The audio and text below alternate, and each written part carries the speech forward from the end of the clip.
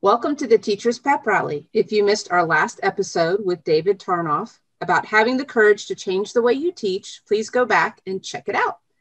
Today, we, Pete, Leticia, Fred, and myself, are going to just check in with each other. The title of the show evokes the idea that we want to celebrate and lift each other up, but let's keep in mind that our motto is, let's talk about life and learning. Sometimes that means we get real and the conversation can be tough or highlight major challenges educators face today. So we want to check in with each other and model what this can look like. Hi. Good evening. How are you all? What kind of day have you had? Fred, Aebli, I'm going to start with you first. Today was a good busy day. It's been a good busy week. I had a much like you were, Erin, today. I think, and I was in a 5-hour Zoom call. So I'm standing. I have my desk up because I don't want to be sitting anymore like I normally would be when we would do our recordings. But I think it's all in all, it's good because tomorrow is Friday and I have to do a little bit of reflection. But I will share this as a teacher. I ran an online midterm that opened up on Wednesday, which was yesterday. And the system crashed when we had half the class taking the exam and half the class didn't. So now I'm dealing with the fallout of what do you do now? Because some of the students have seen all the questions and some of the students haven't. Some of them have completed it. It's going to be a little bit of mystical magic this next few days. Oh, no, it's all good. You know, you got to roll with it. Ooh, new test. Yes, that was a real snapshot right there. Yeah. Leticia, how was your day today? How was my day? My day was really productive. As many of you may or may not know, I resigned from my job after 20 whole years. And so now my days are a little different. So I'm still adjusting to that, to having really time in my hands and organizing and using it the way I see fit. But today was a great day. Had a wonderful conversation with a prospective client for Reignited. So I am pretty excited. That's great. How about you, Pete? Highlight now, seeing you guys. Highlight now. There's a lot of sadness in our community, and had some bad news, family and friends this week, and focusing on the good, focusing on happiness, smiles. I went to the store today, and I'm wearing my favorite T-shirt. This is my Hawaiian T-shirt. Okay. Okay. Yep. And the cashier with her finger started going up my shirt. And she said, I'm from there. Okay. And that was a great thing. I got to give me that shirt. She needed touch, and so did you, apparently. I mean, I'm from right there, so anyway.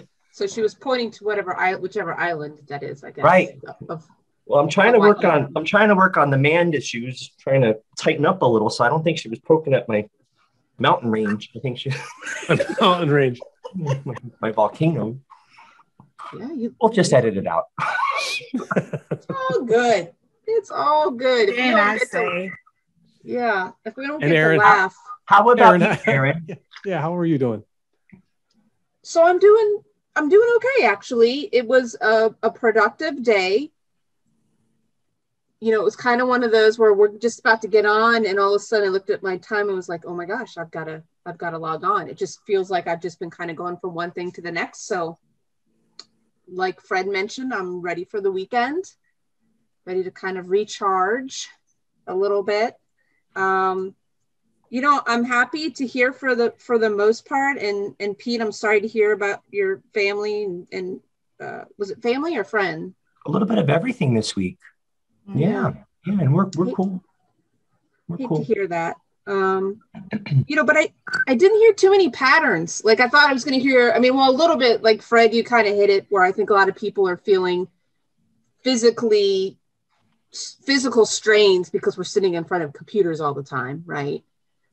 Yeah. So you're standing up, you're stretching as you're meeting with us. And Pete, it's not unusual to hear, some things with our loved ones that are hardships or just kind of sad news. And then Leticia, I think also there's been opportunities for people to kind of pivot, make some changes in their life, right? And hopefully find some opportunities to try some new things or to go for their dreams. So I'm excited to hear some of those patterns from you, but also it also is a little bit of a relief for me to be like, okay, I'm not the only one that's in this place. Absolutely. And I think to even Pete's point about still trying to smile and push through, you know, we're all, I mean, even though I had a great day, right? I've been carrying the weight of mom getting COVID and she's in New York and I'm here, and, you know, and the stress of that and making sure, you know, she's okay. And this is not Amazon did not pay me to say this, but I'm like, where would I be without Amazon? You know, because I'm able to send her supplements. And so, you know, I think we're all carrying so many things, and trying to smile through it is certainly a great strategy. But one thing that saddens me that I've kind of been hearing from the three of you, and even when I talk to other people that are working, right? Because I've been on medical leave, but it's like, does anyone stop to think that we need a break? I feel like there is this mindset that because you're virtual, somehow that's easier than if you were in the building. And I personally think that it's not easier. I mean, you might be in your home office, right? For example, but I think there's a special energy that you get from being with your kids. I mean, I think our guest from last week talked about that, Dave, right? There's energy that you get, or you know, when Erin and I were in the same building, it was always so cool to be like grinding at my cubby and be able to look up and there she was, you know, just for a quick second, came down to say hi. And that quick 5 to 7 exchange between Erin and I really was a boost, you know, or vice versa. Although you were never at your cubby, she was like just always on the move there. But I say that because we're missing out on that, you know, that kind of encouragement that you get, or even energy that you get just from quick human exchange. And so I would love to see leaders kind of take that into consideration. And having back-to-back meetings is just not healthy. And so adults are feeling this way. Imagine our kiddos, right? Back-to-back instruction with no break. So just my food for thought there. I'll jump on that. So we were expecting severe weather in our area overnight, and a lot of the area schools were closed today. Some were just closed, period. Some were virtual. One of the school districts near me, the superintendent sent an email out to the families and the community saying, it's not a virtual day. We need a day to decompress. We need a day. And it was just so refreshing what he wrote. And it was, I think this district has handled the last year quite gracefully and quite well. And it was just such a, not a run-of-the-mill public announcement. You know, we understand this is a convenience for the families, blah, blah, blah. It was like a letter, personal letter to you. And I was just really taken by, a lot of the time we say this leadership's bad and and all these other things. Here was an instance where I wanted to applaud the person that wrote it. It was very well written, and it was very comforting that somebody in that position was thinking on that way, and that way for the teachers and for the kids. Let's take a day, decompress. I hope it's not bad weather. I hope you can enjoy the day. We've earned it, he put. It was brilliant. So refreshing. I love that. That actually makes me think, Pete, I taught my masterclass on teacher burnout on Monday, and I had the chance to meet a teacher from another state.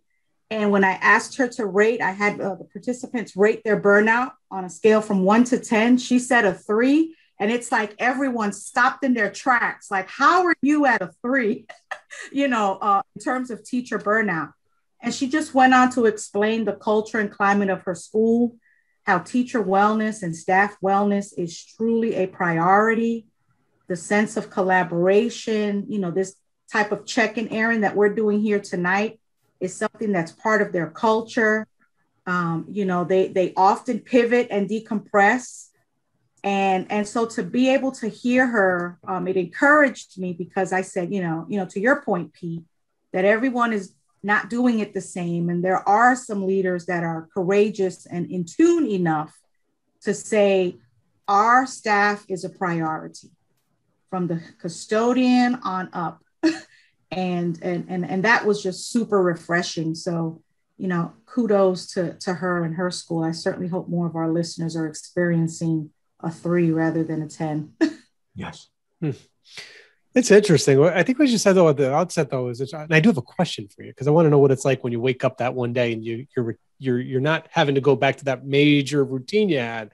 Is it really is it that big of a whoosh, or is it more like a ease into it, or is it, what is it? It's like the Jeffersons theme song, moving on up, moving on up. It's like the choir is just jamming with me. But it truly is a gift. And of course, right, I went, and I'll be transparent. I'm growing a business, and I'm trying to get contracts.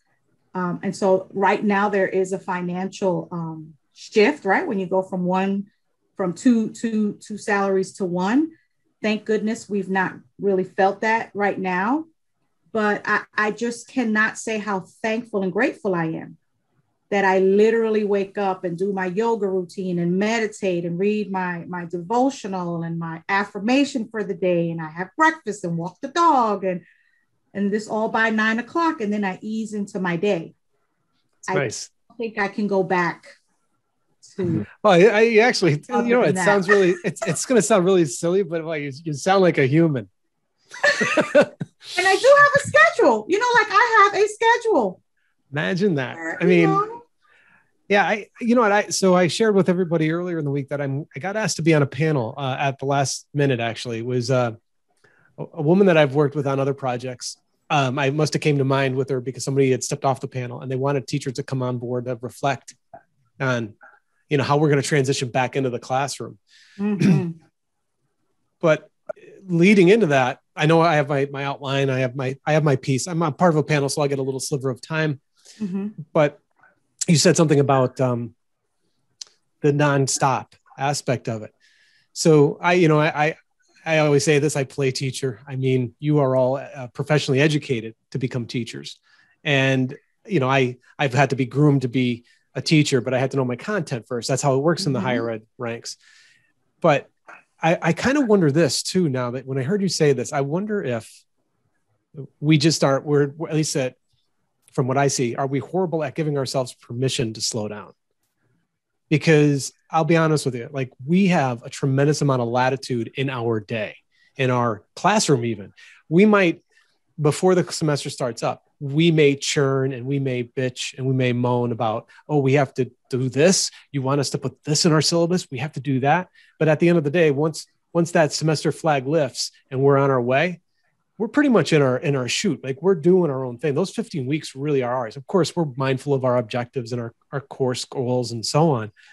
But like, here I am, I find myself, you're exactly right. I find myself just in a constant churn. I don't know what's happened these past 2 weeks. I don't know if another planet passed between the moon and the earth or what's going on, but, and then I just saw this article pop up about what if the earth starts spinning one more RPMs or 1 more revolutions per minute, how bad it would be. I'm like, it feels like it's doing more than 1 RPM right now. But it does. It feels like all of a sudden we're in this mode and it's hard for me to leave this box right now. Like these past 2 weeks, I've been in this little room constantly doing that. And I am glad that I do work for a university that allowed us to have these wellness days. But in a conversation that we had this past weekend with, our Saturday afternoon or Saturday morning group, we get 3 wellness days. We had one in January, we had one in February, we had one in March, and we'll have one in April. Those, instead of having a spring break, we get a wellness day. And the wellness days are to be directed in a way that, get offline, don't engage. Well, that's not happening with the faculty. That's happening maybe for the students. Like one of my students was telling me how glad he was he went to go skiing. I didn't go skiing. That's awesome. I know, right? I just kept on, I'm just constantly working, and I don't hate it, but at the same time, like, I'm hoping that people listening to this, our teacher friends, our administrator friends, and anybody that's listening to this, get a better interest in what is wellness, like get a better vantage point or take more interest in their self-care. I mean, I don't think I ever really talked about self-care as much as I talked about it in this past year, my entire life. I mean, really, I studied martial arts at a young age. So it was introduced to me how to breathe, to be respectful, to be mindful of your environment, all those good things that help you build your, better human, condition, I suppose. But, and also break a board. But the thing is, when you look at this, like a 1 day wellness thing, it's so American. It's like, you know what, here, take a pill. That'll fix you. Have a wellness day. That'll get you back on track. Well, it's not a day. It's a life practice. And we don't teach that stuff. So many things are going through my head right now, Fred, because oddly enough, with the type of schedule or lifestyle that I currently have, I get so many meaningful things done. Even with all of that, taking 2 hours to ease into my day, still cranking out content. I'm still blogging. I'm meeting folks. I'm writing proposals. I mean, I am still doing the work, but I'm now focused on work that I'm passionate about. And that is very difficult to do in a culture that celebrates multitasking, which I'm reading a book that I want to recommend to you guys. The One Thing. It's called The One Thing. I've read it. Oh my, it's a game changer where excellent book that we have in the West, our American lens is really not true success or how you get there. He's changing my life because I've applied it to, even if, for example, I'm a teacher, so we multitask. Well, he's teaching me, if you want to focus on your YouTube channel, just focus on that one thing, as opposed to being so scattered and so everywhere. And then for me, I think what frustrates me is I want everyone, my heart's desire is for the world to love themselves enough to set healthy boundaries. But the other thing that this whole time is teaching me is that we only have this one life. Like, there's not going to be another Leticia Jones on the planet. There's not one now, which is a good thing. I don't think we could take a whole lot of me. But I think that when you kind of reach that point where it's like, if something were to happen to me, or have I lived my best life? I recently read an article by a hospice nurse who stated that the one thing most people say that are in hospice, or that she hears often, is all of the regrets. People saying, I wish I had done this. I wish I had gone here, traveled there. And so I just don't want to live that way. As much as I love teaching and serving and all of that, I think there's a beautiful way to do it where we honor ourselves and then serve in whatever capacity we're called to serve. Nice. That's just it. I think we have to have respect for ourselves. We think we do, but if you're not planning for yourself, like you're planning for your students and your job and everything else that we do for family, then you're not scheduling time for yourself. And we've got to change that. This is so funny because I wrote my blog that's going to come out on Sunday, and it's all about overworking, because that was happening before the pandemic, but it's certainly happening now in full force, with so many more people working from home or just trying to kind of stay on top of things daily. The one thing that I was thinking about as you guys were talking was, have you ever had someone say to you, must be nice having the summer off? Yeah. I'm not violent, but that comment right there really puts my knickers in a twist. Me too, because I think that people don't really understand how much teachers are doing during the school year, morning, night, weekends. Okay, you gave me a wellness day. Well, for me, I need to grade these papers to give myself a break, which that's not right. So I think we also, and I feel like, Leticia, you've talked about this before too, we need to tell our stories. And maybe that's part of the reason why we're doing this podcast, right? But we've got to tell our stories. If we don't, no one else is going to do it for us. We need to explain why summers are off for teachers, what it's like being a teacher throughout the entire year. Hey, it's Sunday night. I should be having dinner with my family, but I'm sitting here probably grading papers. And not to mention, Erin, that, yeah, we're off the summer. I don't know about you guys, but I remember many years that meant that I was a camp director or coordinating summer school, still working. And then if I am traveling, I'm in Hilton Head, New York, wherever I'm at, I'm like, oh, let me take this brochure. This would be great for the kids. I'm buying pencils for kids I've not even met that say New York, postcards. Oh, it's got a map on it. They need to know, And so you're really still working, really, to me. You're gathering materials, buying saltwater taffy, because some kids in your class never been to the beach, so don't ever say that to teachers, non-educators who might be listening. Were you one of those teachers that do the taffy? What? You bought the taffy? Did you get the taffy to do that? I'm not, like in a box. We're not. Oh yeah, no. Because I had I had teachers who used to do that. I used to love that. Sir, in the box. They have them in the box now. Yeah, I know. The two teachers I remember. I don't know why I remember them. It's funny. It was a cardboard box, little, the saltwater taffy box. Yes. And he used to always sit up on her desk and used to go up there and take one. But the trick was you have to go up to her desk, and you had to, be polite. You had to kind of piece, please. Or you have to answer a question. Come and get a piece of taffy. I was like, okay. Oh, wow. No question. I used to love that. I like peppermint. Peppermint's a good one. It is a good one. Memory lane.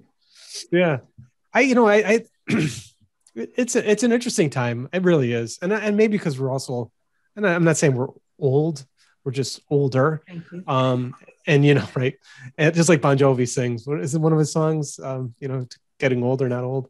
But it's one of those things where, we really are trying to make sure you're intact. You're doing these things and having these goals, and it's not just about the work, because the work is weird though. Like when people say you have your summer off, you're right. We do those other things, the camps, the activities. And I was trying to think of like what other professions. So we're really pulling along a community, right? If we're truly, I don't want to say this in the wrong way, but we obviously care about our students, and we take it upon ourselves like it's not a weight, but it's got a burden to it, and we care, and it's a full court press for at least, those few months, but then it kind of bleeds over into everything else. And I was trying to think of like what other professions are like that, like a doctor, because it is while you're in these few months, that it is a tunnel, right? It's going through the school year. And I don't know if any other profession has a tunnel. I know that they have a lot of weight and burdens, but I don't know if it's if the volume is the same, unless you're a doctor that wants to make a huge practice or something like that, or a lawyer that wants a ton of, cases or something. I don't know, however you look at it. But yeah, we do. We get kind of tossed under the bus in that regards. Like we don't know, like the people don't know. It's on the surface, it looks easy. But I think to Erin's point, I think we really need to have more conversations, really exposing the teaching profession. And I've started to have these with people, and most people are shocked. To that point, Fred, I believe that we have the tunnel, the weight, right? Because we care. I mean, we are, as I recently wrote a report on the state of education, we are developing the intellectual property of our generation. I mean, that's what we're doing. And we don't have that's a heavy thought. Right. No one thinks about that, but we are creating all of the inventors, the ideas, the books, everything. Yeah. We are developing the intellectual property, and teachers teaching is probably also the only profession that doesn't get raises and bonuses. I remember going 4 or 5 years without a raise. There's no negotiation. It goes that long without a raise or an attorney or corporate America. I mean, sometimes, I'd see Will's bonuses and I'm like, are you kidding me? Right. In a computer all day? I mean, not minimizing his work, but I'm like, I am shaping lives. To that point, I don't mean to cut into there, but and everybody else, I was going to share this the other day. I'm listening to another podcast that's helping feed some information into one of my classes that I'm teaching. And they have a new segment to it. So they get through the podcast and then the host basically says, if you drop off now, thank you very much. You can, find us here, blah, blah, blah. But if you hang out, we're going to know so-and-so's backstory. And what she does is she then switches the gears on the guest and asks, how did you get to this profession? And I was thinking that's something, and I think the reason why she's doing it, I've never asked her, but it feels like the reason why she's doing it is she's trying to raise awareness to other people that are curious about how to get into this profession. How do you do that? So I'm hoping that as this podcast gets out there and as people continue to share it, as they've been doing and kind of and passing it along, and so many nice comments we're getting, that we're hitting I don't know how to say it. We're getting to a generation that's considering being a teacher. And I'm hoping that by our conversations, they're like, wow, I want to be part of that. I'd like to be part of that. Cause it's not all, blood and sweat. It's work, but it's also an incredibly rewarding and enriching type position too. And I'm sure that there's kids that need to hear that. Right.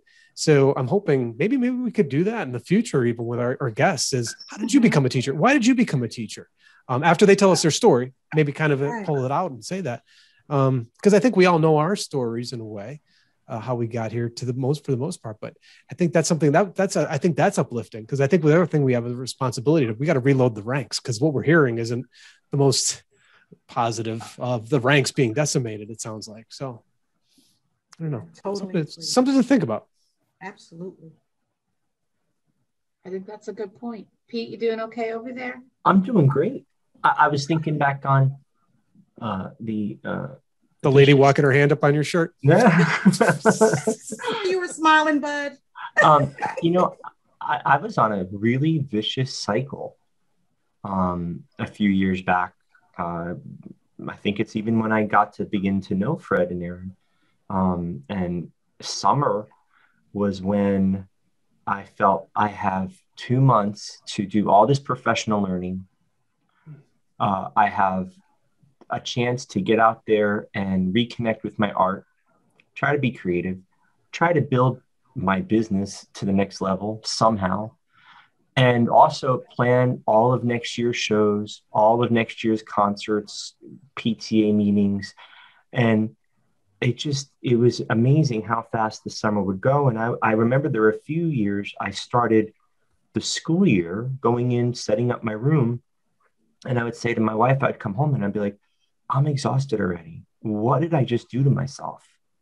And I think last summer, just because I was forced to, right, was one of the first years that it wasn't that vicious cycle. And it's a shame that it took something like this to stop that for me. Mm-hmm. And it's something that I've been more aware of, thanks to you guys, thanks to our guests.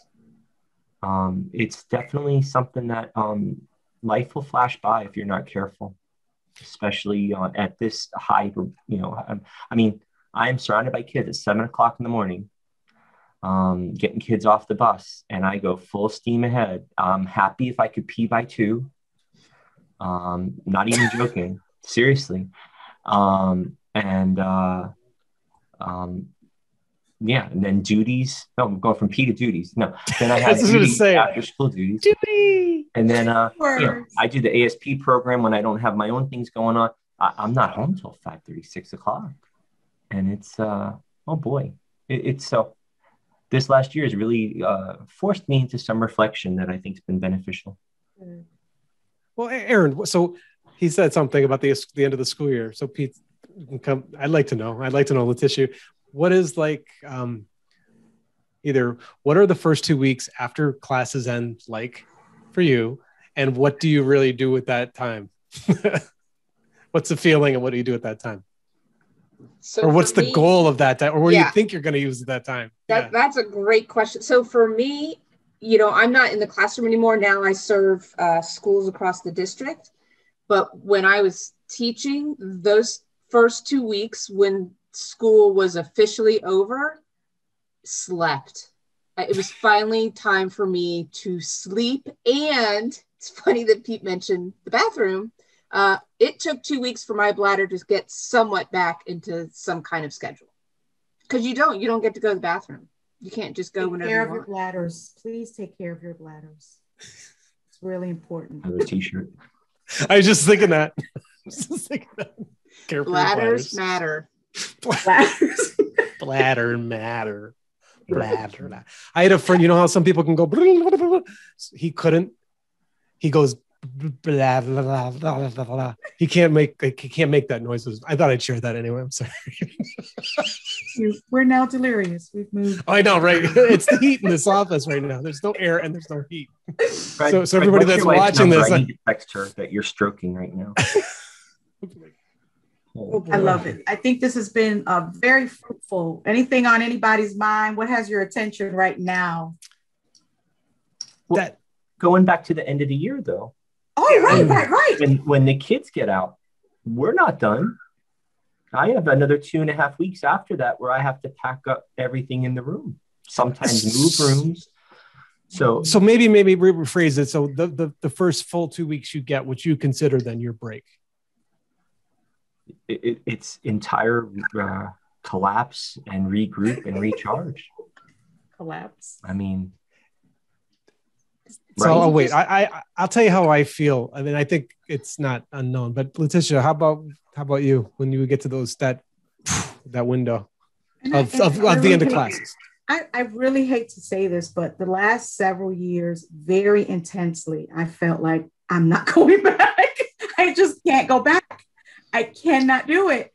I would go through this period of it's been so hard. And, you go through all of that. And then you're like, okay, how can I revamp? How can I rebrand my classroom, spice up my teaching, but I will be honest. I was starting to feel that so bad the last several years. Like I cannot keep doing this, which was kind of sad, I guess. No, I think I will say, but it's honest. Funny enough, when I was in the classroom so long, and then when I got moved over to central office and realized that those folks don't have the summer off, I never acclimated to that. I was like, what do you mean I have to put in vacation time and only 2 weeks at a time? And they did not encourage 2 weeks, 1 week. So that was a huge adjustment. Right. To not That's have that glorious. So I'll just tell you real quick how I feel about the motion that I have. So first of all, when I left software development, so after active duty, going into software development, I was a project lead for multiple projects at a couple different companies, and there were projects that actually the one project that I left, the most recent one, is still going on. That was 20 some years ago. So it's not really a project. I think it's a universe. But the one thing I loved about going into teaching was it was one of the few projects I actually can close up, box it, and put it away on the shelf. Now I did some reflection and all that good stuff, but it always felt good. Like I completed something. Mm-hmm. I just did this. Now I get it too. I have grand aspirations for every class every year. And we're going to do this and we're going to cover this and we're going to put, it's the syllabus, the march to the sea. It never really gets there. But you learn to be tolerant of that. But I love the fact that you actually finish something. And it's kind of goes back to that comment in Dave's interview that we had with the making the bed, that thing you do in the morning here. And we were talking. But the other thing is I honestly, I feel like a kid. I remember so vividly, I used to be able to walk home from school to my mom's where I grew up. And that last day of school was just like, boom, it was just a magical moment. Yeah. And I still get that. I still feel that way when my classes are now. Unfortunately, I do have the list. Got to clean the gutters. Got to redo the sidewalk. You got to do this, and I have a great aspiration that by the end of the summer, that list is going to be gone. I'll be the first to admit it's not always. My wife will be the first to admit it's not always good. It's a lot of the things on that list are things that we're forced to ignore a lot all year long. Right. That's right.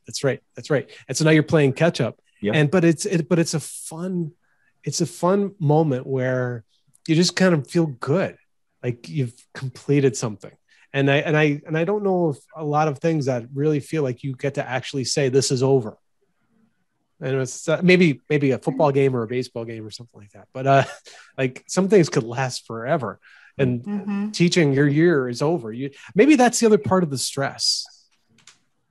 Maybe that's the other factor, because you realize because you might not be seeing them again unless you're in a one-room schoolhouse. That may be the only time they're with you, and you just feel like I got to give them everything. And that stress kind of, for those of us who really care, obviously, like that weighs on us too. Maybe we put more of that on us than we should.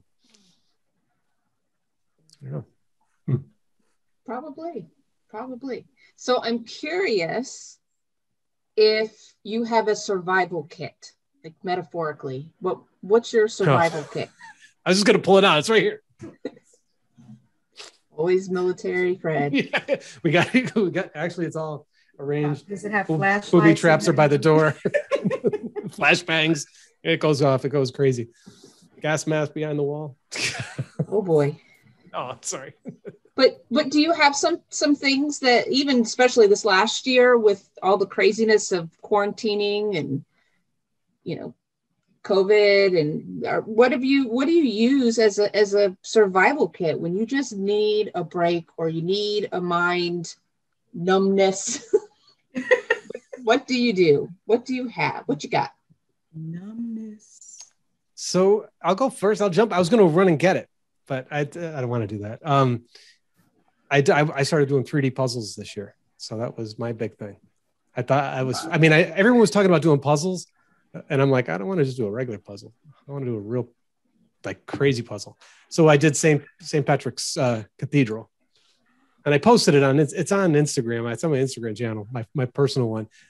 But that's what I did. So I found that I like to do something I can walk away, work on for a little bit, and then I walk back. I'm going to send you mine because, I never did it. There's too many pieces. I cannot. They're fun. It's Italy, fun. So that might be nice. What is it? Italy. A scene of Italy. Yeah. Mm-mm. So that's good. Puzzles are good. Pete? What did I do to survive? What did you do to survive, Pete? I have realized that everything I enjoy, it does tie back to my teaching and my business. Everything. It's a disease. It's terrible. And my wife says, can you just watch this show or this movie without analyzing it and without getting ideas from it? Can you just watch it? Why do you have to be, why do you have to deconstruct everything? And it's exhausting. I'm playing Legos with my kid. I'm starting to make sets for a show. It's terrible. So I can't fight that. Mm-hmm. It is part of me. So my survival is not fighting what is natural to me, not fighting what's natural to me. And I need to separate more what is recreation and work. But, if I'm reading a book, it's about how can I improve in some way? How can I grow in some way? And it always goes back to me in the classroom or me in the director's chair or something like that. I teach music because music is my life. So even when I'm listening to music, I'm thinking, oh, all right, it's in a rough key, but I could change this key into something that's good for ukuleles because I know the kids will love this in a few weeks. I can't turn that off sometimes. It's exhausting. So I spent a lot of money trying to turn it off. And so I try not to fight it now, but I just try to be good to myself. I don't think I have a good answer. I'm sorry. No, I think that's actually brilliant. I thought that was brilliant. It is. That was a really good answer. And I'm right there with you. I'm with you, bud. I get the same thing of why can't you just turn your brain off? Yeah. I wrote a whole lesson plan based on Marvel's Age of Ultron. And then when WandaVision came out, I added a whole nother thing to it because there's just so many poems and philosophical discussions to be had in the classroom. It's just, I just can't turn it off because I just love to learn. So I think Right. that that's great that you've identified that, Mm-hmm. yeah, maybe it's not so bad that sometimes I don't turn it off. That's just Right. something that gets you excited and keeps you tapped into your passion. Yes. Right? Yeah. It is a disease. It is like, I like it though. I like my disease. I like, I like building and tinkering, and it inspires me. I tell that to my students, find something that inspires you, find something that you like to do, and use that inspiration to direct your educational goals. Right. But be careful, because you'll turn out like Pete. Don't do Now, that. Fred, when you just said that, I love my disease. It's very to take my counseling hat off and analyze that. Right? So what's in your That's survival funny. kit? You know, I think for me during this COVID, I just believe in the power of words. And I may have shared this with you guys. I have sticky notes on my window panes of all the highlights of 2020. Every time something good happened, either to me, family, friend, I just wrote a sticky and put it up there. If you guys send me an inspiring text message that really touches my heart, you know, someone sends me a text message that's encouraging, I wrote the text message out on a sticky note and put that up there. I invested in a ton of inspirational t-shirts because I'm like, we're going to be home and I can't get dressed, at least let me wear some encouraging apparel.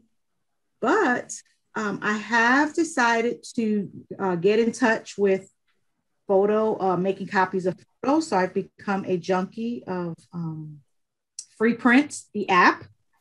And so I have printed off a lot of pictures and framed them and put them in my home office, around the house. It just has made me feel like the people I love and can't see, at least they're everywhere around the house. And so that's been kind of fun. But Pete, you might appreciate this. Mr. Jones bought me a record player for Christmas. Oh, love it. Now it is so cool because it's an old school record player, but it even has a cassette thing on the side. Nice. Oh, You have cassettes, you can play it. what? Play CDs in it. I mean, it is the coolest thing, but it looks like an old school record player. Can you record that to like USB, or does it make it like a digital file? You know what? It might, because That's cool. but it looks old fashioned. So I love it. AM I love that. radio. Cool. And so if you guys have not seen the Billie Holiday movie, Mhm. I mean, her life was just so amazing. So now I've been listening to Billie Holiday on my record player and going down. I have a sitting room where we have no technology but this record player. And I've been listening to music and jamming down there and old school rap. I mean, it has been a hooty hoot, Great. that sitting room. So I'm reconnecting with music. Wonderful. Have you guys I like seen that. One Night in Miami? Sam Cooke. Not yet. Mm-mm. Woo! It's good. Remind me, Started Sam it. I Cooke. do that. I want to though. It's good. How about you, Erin? So reading, I mean, I've always loved to read since I was a kid. And, a couple years into teaching, I realized I had stopped reading because everything I was reading was for school or for whatever I was teaching in class as an English teacher. And I said, you know what, I'm going to start reading for my pleasure again and fit it back into my daily schedule and read. I like to read before I go to bed. So I have been doing that a lot more and getting lost in some books for fun. And I started running again in the last year, and that's been really great. I've noticed that if I'm really worried or stressed about something, if I haven't exercised, I say to myself, did you run today? Mm. If I hadn't, I go run, and sure enough, the anxiety still there, but it's just a hum. It's just a hum. It's true. I always had a good workout routine. I mean, I think that started with my interest of going into the military. Well, plus I studied the martial arts, like I said, but running I am struggling with a little bit of a heel issue again. I had surgery on my one Achilles and now this one is acting up, but I found something that I never thought I would really get into.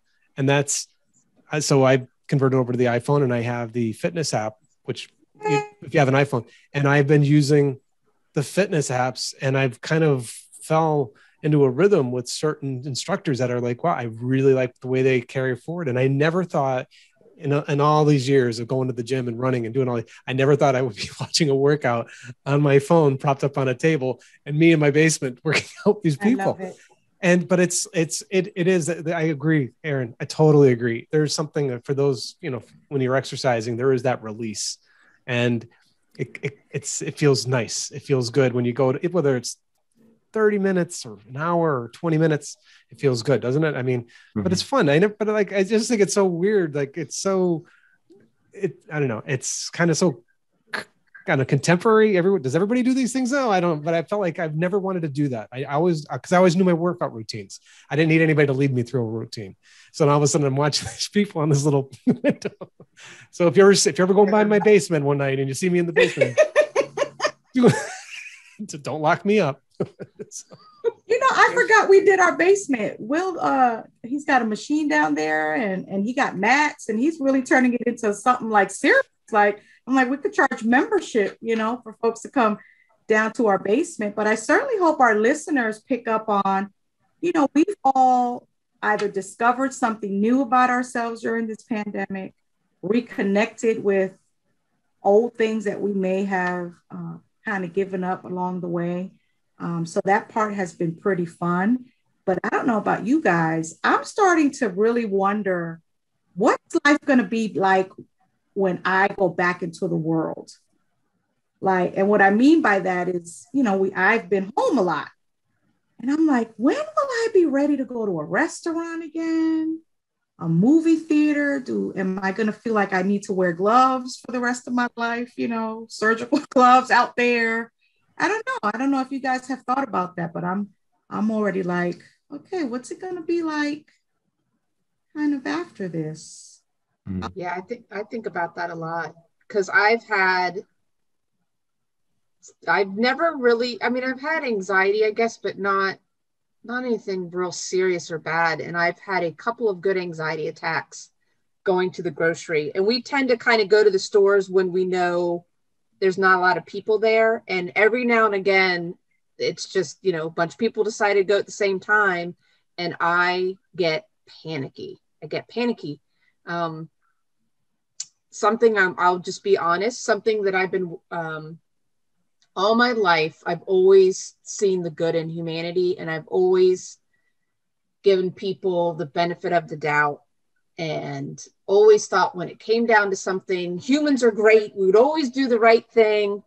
And it doesn't mean that we don't, but this pandemic has put a little bit of a damper on some of that for me. I don't have as much trust with people as I used to. I guess when it comes to my safety, especially the safety of the people that I love. And so that's interesting, Leticia. I have to try to figure that out for myself as things do start to kind of go back to normal for me, what I would consider normal, because I have noticed that I've changed. Right. Yes. Changed. And that's kind of the same observation that I had, because I've noticed that, like, I will go to the store on Wednesday, and since I'm home, I go literally like 7:20. I'm at Publix because, first of all, BOGOs are on Wednesday, and BOGOs. But then at 7 something in the morning, like, who's there? Nobody. Right. Me and the super couponers, right? And that's not a whole bunch of folks. But I'm noticing that, like, even with my hair, like, literally, I make an appointment and I've already talked to Miss Robin. I will give you an extra tip. I want to be the only person in here getting my hair cut when I come in. So she's already told me, what day of the week is the best time. So I'm in and out, went back to a nail shop and it was the same thing. What's your least bit? So I noticed that all of that has built up. And so I've changed, right? Like, the way that I kind of move is not the same. And I went to Publix, not on a Wednesday this week. And I thought I was gonna, like, it was too much for me. Like, what are all these people doing here? Like, Publix is just for me, right? Yeah, I think that's real. And I think that this is something, we talked off air about this, that our show is called Teachers Pep Rally, right? We try to make it uplifting and inspirational. And I think today there's a lot of things that I'm going to take from it that are very helpful. But at the same time, we wanted to also voice that we know there's a lot going on in our world. I mean, we've had some stuff in Atlanta that's happened. That's really sad and concerning. You know, we're still seeing hate crimes and things that, you know, it's just very frustrating and sad. So, and a lot of people have lost loved ones due to COVID. We've seen teachers literally drop dead at work. So we want to be mindful that although we goof around and we try to be uplifting and inspirational, please don't take that as that we don't also understand the stress and the anxiety that's happening. But I think hopefully like what we just did is a great example of what you should and could be doing with your team and with your colleagues. Right. Yeah. I mean, I would like to share just real quick. I mean, so just to kind of frame up, if people, you know, if people hear me saying certain things, I want them to understand too. You know, this virus could not have been any more real than to my family. And I think back, and I may have shared this in some other ways earlier, but, you know, in January of last year, when my mom was in a long-term facility, and January of, I have my time frame all mixed up, right? So it was 2019, you know, she was in there, but this virus thing was so far away, you know, and then all of a sudden you go to the nursing home and then you see a paper stuck on the door, wash your hands. And then it starts to arrive by the time we get to March, or not it's 2020, right? So it gets into 2020 and then, but my mom dies in May of 2020. So this May 19th will be her 1-year anniversary. We go into our bubble and then we go into the summer, which, as we all were just saying, that's the time of year we kind of recharge and regroup. But instead we're now, as I always said, we entered a war that we weren't prepared to fight. Right. And no different than World War II, no different than World War I, actually. But we've ramped up, we figured it out, and then we kicked butt. But the thing was, then here we go. We got now to the point of, we get to Christmas, you know, it's still an empty, you're fighting it. You're trying to be positive, but COVID hits my house. You know, it hits my daughter, it hits my wife, it hits my son, and it hit me. And then now here it is in March, 3 months later, I'm a long hauler. Pete, I know you if I speak for Pete, Pete's a long hauler. So I still don't have my sense of smell or taste. Right. So like when you talk about getting back into the circle of things, yeah, this is a very real thing for me personally. So my biggest challenge is I have to really pray and focus on tolerance now, because I'm really intolerant of the people that are moving around in the space who have been fortunate and blessed not to have had been impacted by this. And it's good that they haven't, because even now, even with the vaccine, I am going to get the vaccine, but I'll be honest with you, for how it hit me, I am not looking forward. I don't care if it's 24 hours or 48 hours. I am not looking forward to whatever side effects are going to come from it. It's just where my mind is. But so I think why I'm sharing that with everybody here who is listening to it is the fact that I'm moving on. I'm going on. We're going to continue on. I'm going to be mindful of my space. I'm going to continue to practice these things. I'm going to take care of my students, and we're going to continue to uplift people. That's what we have to do. And hopefully, these shows on Disney Plus continue to roll out, and they're good shows. Yes. Great investment. But I did want to put that out there only because, we've all been hit by it. And then there's, I don't want everybody to think that it's real. It's definitely real. But you know what? And it's a perception too, I guess. That's how you perceive things. So all perception. And I love that you framed it this way, because I think it's a testimony to the joy and the happiness that we hopefully have brought to all of our listeners, right? Because I'm a long hauler too, right? And we still wanted to bring this show to people, and we wanted to be uplifting, but very transparent. So I think we got great street cred here. We got some great street cred here. We're practicing what we preach. And I certainly hope that our listeners can glean some positivity from even tonight's show and some quirky, funny ways that we're managing COVID and exploring new things. And for those of you wondering, I love yoga. I love it. Yoga with Bird. I'm a plus size diva, so I never thought I can do it. But Birdie is getting my body in shape. Compete. Oh, this supine. I'm doing this supine. Plus size girls do yoga too. And more importantly, if you're as you're listening to this as a podcast, you need to go out to the YouTube channel and just watch this one. Yes, this is definitely a good one to watch. And Pete, if our listeners want to find us somewhere else, not just on YouTube, where can they go? Facebook. Hold on. Wonderful. Good night, everybody. I wasn't ready for that. I was going to do something else. Right. We're on Facebook. We're on YouTube. PSB Creative. No, wait, that's not. Jeez, Louise, I'm reading the wrong paper. I have to read her. I'm going to stutter. But please support PSB Creative. No. Teacherpeprally.com. Gosh, we want to hear from you guys. Have you subscribed to us yet? 26 episodes. Come on. Subscribe. Leave us a review. Come on. What are you guys doing? And can I jump in? Let's do something positive.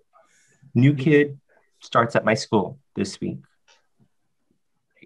You hear from teachers in the hall, oh, we got a firecracker. We got somebody, somebody's going to take a lot of attention, a lot of energy.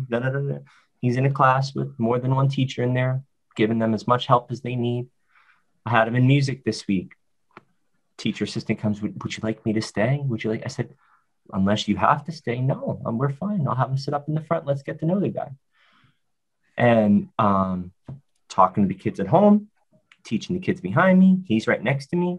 And I just see the kid, he cannot keep his hand still. He wants to tap, tap, tap, tap, tap, tap, tap, tap, tap. He's not focused on a word I'm saying, but his eyes are laser focused ahead of him. I had for St. Patrick's Day, I had a bull run drum out, which is like a big freaking shield from Braveheart, but it's a drum. And yes. And I gave the kid the bow run drum. And I said, and he just looked at me. He's like, you're going to let me do it? So yeah, just tap it. Just go. So the kid's got the best rhythm out of everybody in the school. He should be a drummer. I love this little kid. We clicked on such a high level. They're making it a reward thing for him. Hey, you get through the day and we get these points. You go down to Mr. Bush and bang on the drums. Now, the kids at home, they couldn't hear me the rest of the class. They thought we were Chattahoochee River dancing up and down all over the place. But the kid had a good time. And I love it. So don't be afraid to let the kids tap. Don't be afraid. Find their strength. Great lesson. There we go. Anyone else have a funny story or a little thing they'd like to end this evening with? You think? Did I tell you the yam one? Yeah, we got the yam one. If anybody's listening to this and they do know where that other sock goes in the dryer, please email me directly because I'm really wondering. And I've been home a lot. It's missing. It's gone. When anybody says it's gone, it's gone. You ever do the magic trick with the shoes? If you ever have a kid, Fred, especially your class, if you have a kid in your class and their shoes are on the wrong feet, do you ever do that one? No. What do you do that. Whatever I look, I get so excited when I see somebody with their shoes on the wrong feet. So I get like we have scarves. We do scarf dancing. I'll get a scarf. I'll say, hey, everybody, we're gonna do a magic trick. So like if we're lined up to leave at the end of the end of class, I'll go up to him and put his feet together, and I'll put the scarf down, like a bullfighter. All right, check it out. Everybody say abracadabra, or fatty boombalati, ula bula muscarilla, whatever. I said, check it out. I put his shoes on the wrong feet. Bam! And they're like, no! Holy cow! Look at that! And they're like, make it go back. I'm like, no, sorry, just one trick. No, sorry, just one trick. So I had a kid this week had his shoes on the wrong feet. They weren't even the same type of shoes. Oh, pick a struggle. Can you do that with pants being on backwards? I cannot. That's a great story. I think kids don't pay attention to details. It's so easy to trick them. I love it. I love it. It says we have to wear our shoes on the right feet. No, I see. I love it. If it doesn't bother you, go on. No. It looked like it was uncomfortable for the poor guy. A little bit of a well, I mean, to it. But anyway. That's probably a good imagery for 2020 and 2021. Yes. It feels like your shoes are on the wrong feet. Bladders And matter. your bladder matters. Matter. Bladders matter. What was the one Leticia said? Encouraging apparel? Was that the one you said? You said something about your t-shirts. Positive t-shirts. Positive encouraging t-shirts. apparel. I like that. That's something that I really wish I did more of. I wish I bought more t-shirts. That's actually the first time I met Leticia. She was running some kind of program. I was asked to go to it. I don't even remember which one it was, Leticia, in our district. It was for something. And here I see this girl wearing a shirt, and my other company is called Inspired Education, and she's wearing this shirt, big old letters that says Inspired. She's got cute little Flintstone pearl necklace on, cute earrings. She's got cute little like 80s skirt and her Converse on, and I literally the whole time I could not wait till break to go up to her. And I'm looking around, I'm smiling like, do you see what she's wearing? This is awesome. This is awesome. And that was the first time we met. We were kindred spirits, and it was all because of her accoutrement. Inspired my encouraging apparel. Yes. It's funny. Well, I'm so glad we did this. Yes. Yes. Take care of yourselves. Take care of each other. Who's on next week? Who's our guest next week? Oh, isn't Leticia, it travel? Our travel lady? Is it Becky Mencken? Yeah, we're going to be talking about teachers take vacation too. So that's a really great segue from this one, right? We're going to talk to you about planning your trip. Maybe go to Hawaii or just wear a peach shirt. I'm from right there. Oh, I'm sweating. You guys made me sweat. Aloha. Put your shirt up by the camera. All right, we're good. I can't.